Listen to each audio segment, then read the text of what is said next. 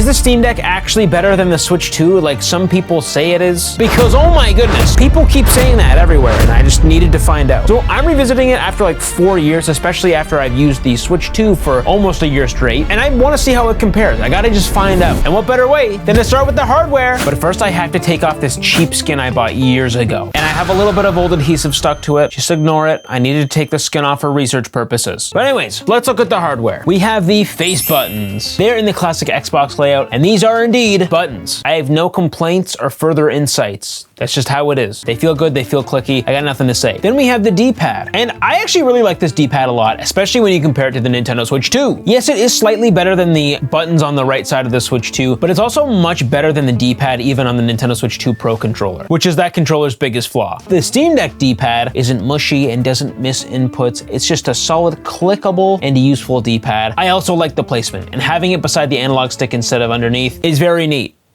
I approve. We also can't forget about these touchpads. I completely forgot the Steam Deck had these, but after using them, they're kind of ahead of its time, I think. You see, these touchpads are essentially a replacement for mouse controls. If there's a game or menu that doesn't have button inputs, you can just use this touchpad like a mouse, or even control the camera with it. This can actually increase precision, especially compared to an analog stick. And it's funny how useful these things should be. I mean, they're so precise. In fact, a lot of the benefits here, like the increased precision, are what the Switch 2's mouse mode was trying to do, but you don't need to take that console apart to use it. However, even though it's a great addition, I didn't find myself using it too much in games. I think it just didn't feel fully natural, but I'm not exactly sure why. I think the games I played just didn't really need these touchpads. I do like the haptic feedback it gives though. That's nice. Now if we look at the top of the Steam Deck, we've got the bumpers and the analog triggers, which are much better than the Switch 2's clicky triggers, or as some people call it, digital triggers. I don't know, that's just what people call it. The Steam Deck triggers actually let you control how far you press them, which is great for things like racing games, where you need gradual acceleration. We've also got volume buttons, thank goodness, and a 3.5mm aux jack. Steve Jobs would be fuming. And then there's only one USB-C port, which I'm realizing actually isn't enough, especially after using the ROG Ally X and even the Nintendo Switch 2, which both have 2 USB-C ports. It really limits how many things you can plug in at once. And if you know me at all, I also love to plug things in.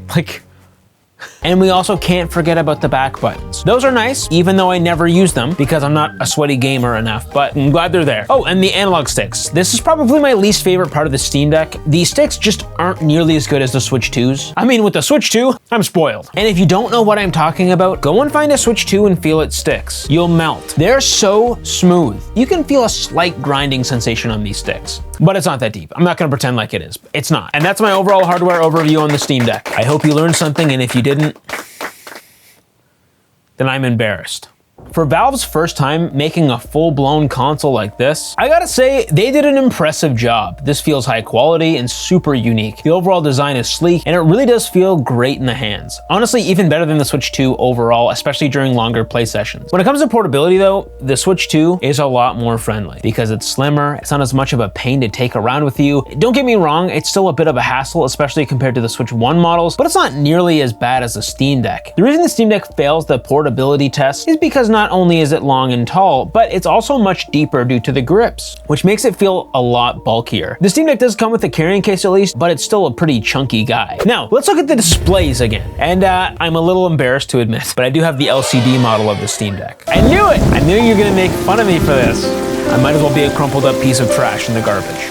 Yeah, there's an OLED model of the Steam Deck, but I never actually upgraded to it. I just have the LCD one. I will talk about both of the specs and both of the displays, especially in comparison to the Switch 2, because a lot of you might be interested in the OLED model. Overall, the LCD and the OLED models run very similarly. The OLED model might have a little bit better battery and more efficiency, but the experience I think is largely the same. But anyways, let's talk about the display. Something I really like about the Switch 2 is the size of the display. It has a great screen to body ratio. It's actually a noticeably bigger display compared to the Steam Deck LCD, and even the OLED model isn't quite as large. To be specific, the Steam Deck LCD is 7 inches, the OLED model is slightly bigger at 7.4 inches, thanks to the smaller bezels, and the Switch 2 is the biggest at 7.9 inches. So not only is the Switch 2 lighter and smaller, it also has the biggest display. On top of that, it's sharper at 1080p compared to both Steam Deck models at 800p. And not only that, the Switch 2 has a 120 Hz display, which is double the LCD Steam Deck at 60 Hz and still higher than the OLED's 90 Hz. Now, obviously the OLED display is very nice color-wise. It's amazing, but I'd probably still prefer the bigger screen, higher refresh rate, and the higher resolution on the Switch 2. And to be honest, even though the Switch 2 and the LCD Steam Deck aren't OLED, they do still have some pretty decent colors. The Switch 2 does get noticeably brighter with the HDR display, but I don't think you can go wrong with either of them if you're in a lower light setting. If you're outside, you're cooked with all of these, except for maybe the OLED. But overall, the Switch 2 wins the display game, I'm just saying. Now, the games!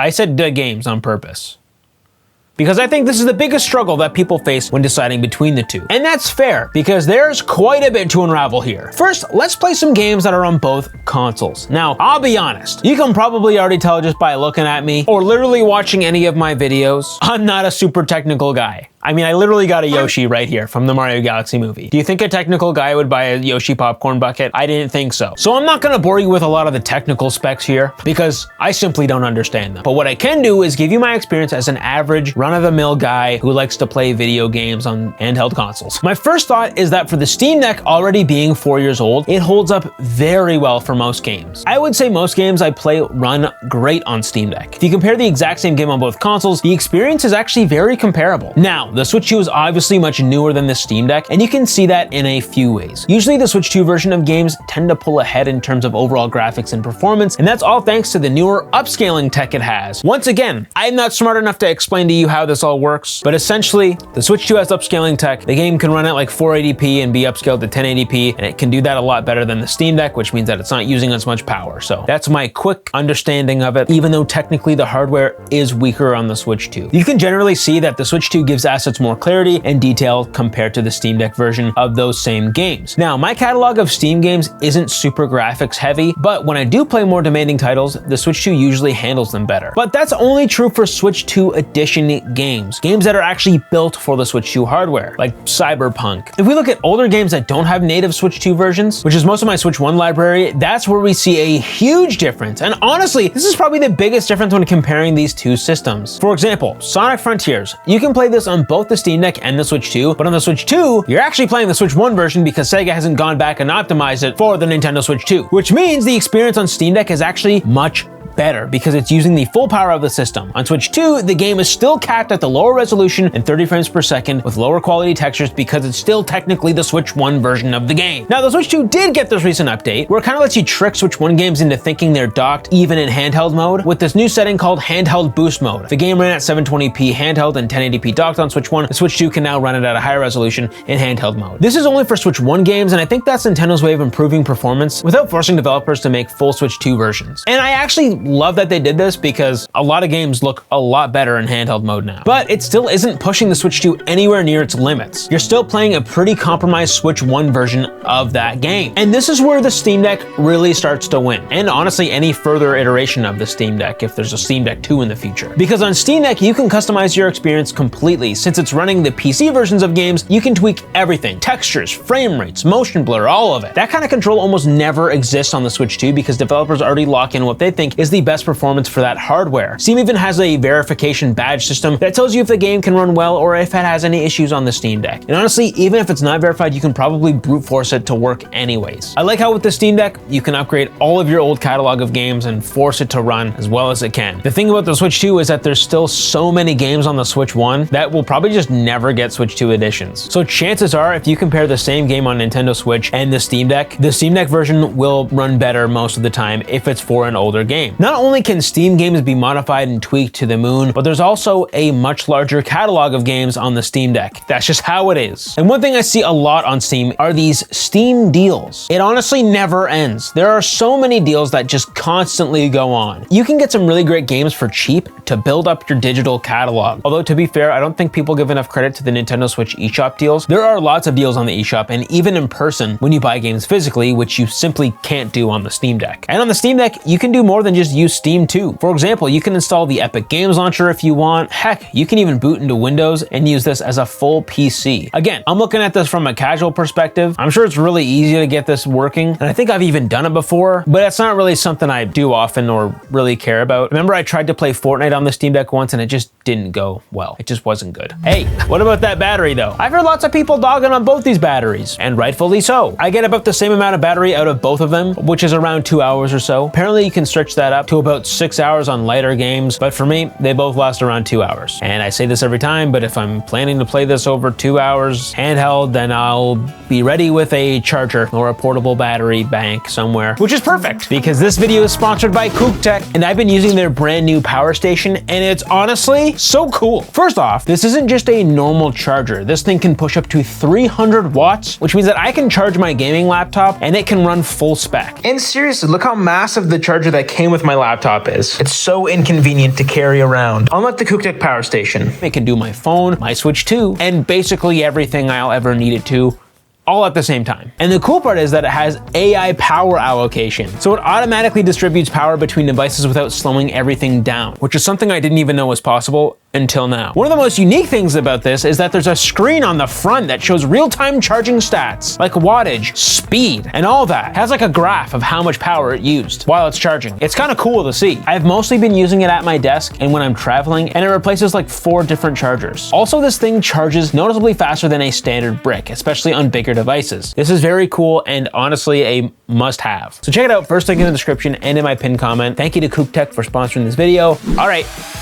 Let's get back to it. Now, I have seen a ton of games come to the Switch 2, especially now that it's actually powerful enough to handle games. Unlike back in the Switch 1 era, where there were just games that simply couldn't run on that hardware, so they just never released. But with the Switch 2, we're actually getting a lot more games. I mean, we've got games like Elden Ring finally making an appearance on a Nintendo platform, and even newer releases like Resident Evil Requiem, which not only looks good and runs great on the Switch 2, but it launched alongside other platforms, which is just something that Nintendo fans are not used to with big AAA games. But let's be real. When it comes to the games, most of us are going to be playing on the Switch 2 because of the first-party Nintendo games. This is the reason you buy a Nintendo console. Nintendo is one of the few developers, and really the only company that consistently pumps out this many video games that is exclusive to one platform. And some of them are among the highest rated games of all time. Sure, some have some issues, but we can't ignore how good Nintendo games are and how good it feels to get games from a franchise that you really like, sometimes multiple times in a year. They are expensive though, and they barely ever go on sale, but it's just amazing that Nintendo continues to give us this amazing catalog of games that just continues to grow. And this is probably the biggest reason you'll want to get a Switch 2. If you want to play Mario Kart World, you have to buy a Nintendo Switch 2. If you want to play the next Smash Bros, Switch 2. Kirby Air Riders, Donkey Kong Bonanza, these are all such fantastic games that you can only play on the Switch 2. And Nintendo's just gonna keep giving us games and it won't end. So if you like Nintendo games at all, the Switch 2 is the one to get. And honestly, Nintendo has such a huge range of IPs and franchises that if you're not into Mario Kart or Bonanza, you might be interested in Fire Emblem or Kirby or Xenoblade or Pokemon. Chances are, if you like video games at all, you probably like at least one Nintendo Switch 2 exclusive game. And if that's the case, then the Switch 2 is just the console to get. If you only play third-party games, then maybe not. There are also like a ton of older games on Steam that will just, once again, never make their way to the Switch 2. Like the entirety of Disney Infinity. Who remembers that game? I do. They released Steam versions of those games with all the characters unlocked digitally, and all 3 versions run great on the Steam Deck, and it's just, it's awesome. It's something that would never happen on the Switch 2, and there are a lot of games like that on Steam. One of the most important things to me as a casual gamer is convenience, and I think this is probably where things start to go downhill for the Steam Deck, because it can get crazy sometimes. One of the best parts of the Switch 2 is the fact that I can simply turn it on and boot up a game, and that's its entire purpose. There are no crazy convoluted menus, no weird options, no settings I need to adjust. I just turn it on and it works almost flawlessly every single time. Whereas the Steam Deck, that's just not the case. Things just don't work sometimes, and I don't understand why. For example, I wanted to boot up the game Arc Raiders on my Steam Deck. I thought it would be easy, especially because it was even Steam Deck verified. And every time I tried to boot it up, it just wouldn't start. I tried booting it several times. I made sure all updates were installed. I even restarted the console completely, and it still didn't work. So I had to look it up, and it turns out I needed to go into the properties menu and change certain protons to get it to boot. Like, what are protons? Am I crazy for not knowing what this is? And even after researching it, I'll be honest, I still don't fully understand what it is. Call me goofy. But it wasn't just this game. I had to change these proton settings for multiple games for some reason. With the Switch, like I said, it's just easy. You pick it up and you play it. Playing games on my Switch 2 make my cortisol levels low. And speaking of convenience, let's talk about a big selling point of these handhelds, the docking. Obviously, one of the main gimmicks of the Switch is the fact that it can dock, hence why they call it the Switch. Aha, makes sense now, doesn't it? When it comes to convenience, one once again, the Switch 2 wins here. First of all, the Switch 2 actually comes with a dock. You can simply place the console in and boom, you're in docked mode. And to take it even further, the controllers are already attached to the console itself. Heck, you've already got 2 controllers ready if you wanted to play multiplayer. On the Steam Deck, it's not that simple. First of all, it doesn't come with a dock, but you can easily pick one up online for much cheaper than Nintendo's dock. And there are even full hub options. It's actually pretty convenient. Even a simple dongle can output the Steam Deck to an external display. Sometimes you can even just plug it into a monitor with USB-C and you're good to go. So in theory, the Steam Deck is easier, but the Switch 2 is so much more convenient. Because with the Steam Deck, it just feels like more work. You need an extra controller and sometimes it doesn't pair properly. And when it finally does, I have to tweak settings in the game to get it to display correctly. And it just ends up being easier for me to play handheld, which is fine until you want to play multiplayer, which is not the best on Steam Deck. Multiplayer on Steam Deck is possible, but you need to dock it, connect multiple controllers, mess with settings, and it's just way easier on the Switch because everything feels seamless. And while it might not sound like a big deal if you're using a Steam Deck and tried pairing multiple controllers or docking, you gotta just go do it. And if you have a Steam Deck in the comments, let me know. Am I just being dramatic here, or do you feel this as well? While the Switch 2 clearly wins the convenience score, the Steam Deck wins the flexibility score. What do I mean by that? Check it out. Oh, not that flexibility. Silly goofhead. I mean in terms of customization. That's what flexibility I mean. The most you can customize on the Switch 2 is this.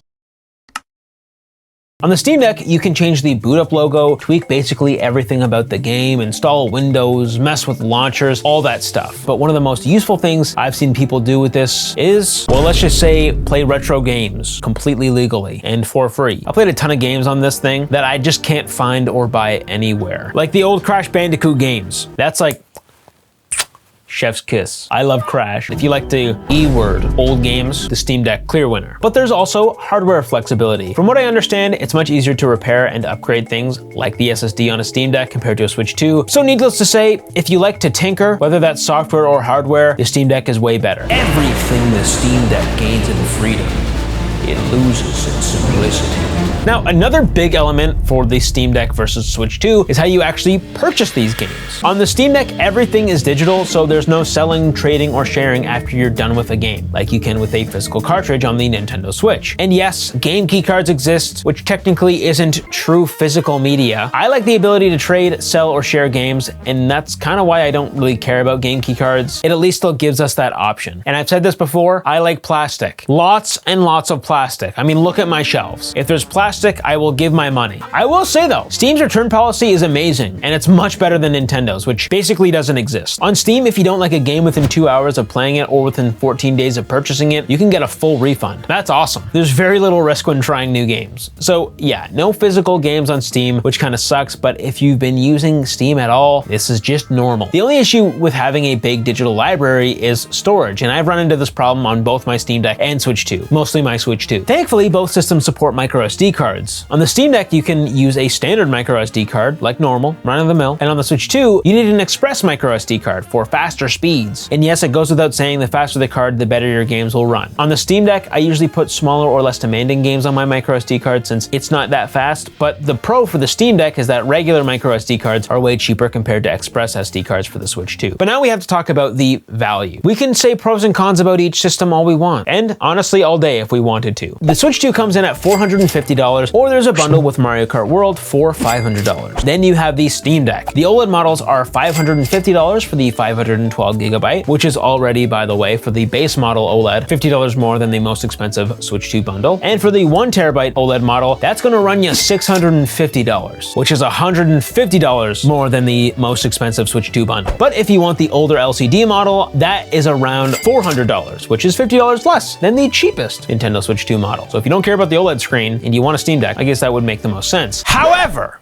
that's if you can even find one. Something I didn't even realize until making this video was that basically every Steam Deck is out of stock right now. You can't go to the Steam store and buy one, at least where I live. Honestly, I don't know why, but there's none in stock. There are shortages with SSDs and computer chips and all that random stuff, or maybe Valve is trying to cook up a Steam Deck 2, or I'm sure they might be in stock every once in a while, so I guess if you want to buy it new, then you can try, but you might need to buy used. I think all all of these can be considered worth the money, I think the Switch 2 is a very reasonable price, to be honest. I know a lot of people would disagree with me, but I don't think the Switch 2 price is a crazy ask, especially in today's day and age. So who is this for? Who needs what? And I've already said it, it really comes down to personal preference. If you want convenience, you like Nintendo games, and you're into multiplayer, the Switch 2 is hands down for you. And if you're worried about third-party support, I wouldn't be, because Nintendo is going absolutely insane with the crazy amount of third-party games coming to the Switch 2. And honestly, these third-party games run amazing on the Switch 2 from what we've seen so far. If a third-party developer can understand how to utilize the Switch 2's hardware, it's gonna run well. Final Fantasy VII and Final Fantasy VII Rebirth are both on the Switch 2, which is insane, because that even struggled on the PS5. Resident Evil Requiem, insane. Star Wars Outlaws, Cyberpunk, all these games are just games that honestly I would never think could run on a Nintendo platform, but they did. They got them to work. So I wouldn't worry about third-party support either. But if you like to tinker and you already have a big Steam library and you want that flexibility and you don't really care about Nintendo games, then the Steam Deck is for you. My only other thought is that with the Steam Deck,